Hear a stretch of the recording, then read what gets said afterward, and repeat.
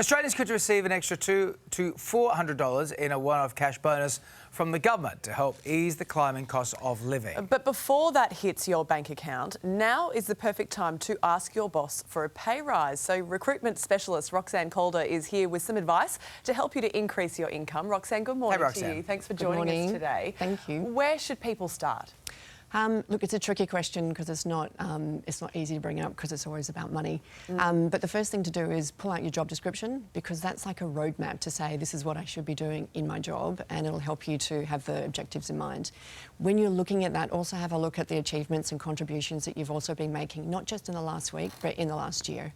The second thing is have the number in mind that you want. So if that's a $5,000 increase, and practice saying that. So you might say something along the lines of, with the recent increases in CPI and the market rates for my role, I feel like a $5,000 increase is reasonable. Right. And then practice the pause, because the pause is really powerful, because what happens is we'll say it and then we'll try and quickly justify it with a roll of things, and it erodes the importance of it. Give them that chance to respond. So allow it to sit there. Yes. Yeah, and back yourself in a way. Because if you then go $5,000, I mean, 4 is great, but I'll take 2. Yeah. And you've already cut yourself Well, out. this is the issue, is because in the moment we panic if we don't practice, and we go, oh, 3,000.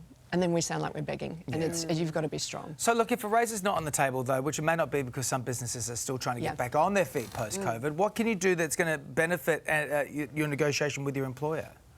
There's a number of things, and that's a really good point, because you can't take it personally, and you've got to remain calm and be level-headed about it. So there's some other things. So if you're not already, consider working from home, because there's some costs that you can save there, whether that's in your clothing, your makeup, if you wear makeup, petrol, travel, food.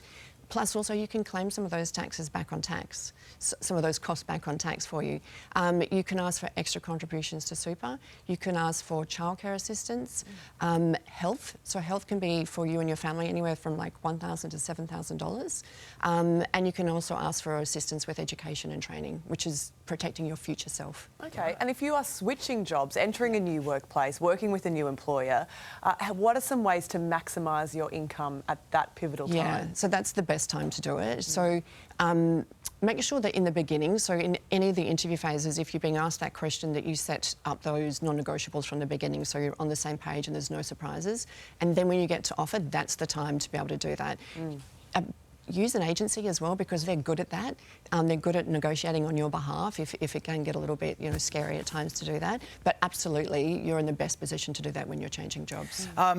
I've been staying in the city just by chance for a week, and this is anecdotal, but you look at the offices in there, and I was saying this to SJ last week, they're empty, and so there's a lot of people whose professional lives have taken a real hit during this pandemic. A lot of businesses have, but just individual professionals. How can they get that back on track? Yeah, so... Because when you go through the city, you don't see it. Yeah, no, you don't. And there's the whole mental health issues that go along with all of that. Yeah. So the first thing I would say is the market is primed to help people, anyone who's looking to get back in the market and a job. So the first thing is the unemployment rate is sitting at 4%, translated as close to full employment. On top of that, we have the most vacancies and job advertisements that we've ever seen. So for anyone who is looking to get back on track job-wise, now is the best time to do that, because the opportunity is there. Another couple of tips on that, though: have your resume ready. Do what I refer to as a master CV. I've written about this in my book, and it's everything that you've ever done in all of your jobs, every duty, every responsibility, and then you cherry pick from that when you're applying for your jobs. Courses. There are so many different courses and masterclasses, and a lot of them for free. Fine-tune your skills before you go back. All of that, and all of that will help to build confidence. Well, the ball is very much in the court of the employee at the moment, isn't it? It is. So many opportunities. Thanks, around. Roxanne. Thank you, Roxanne. Great advice.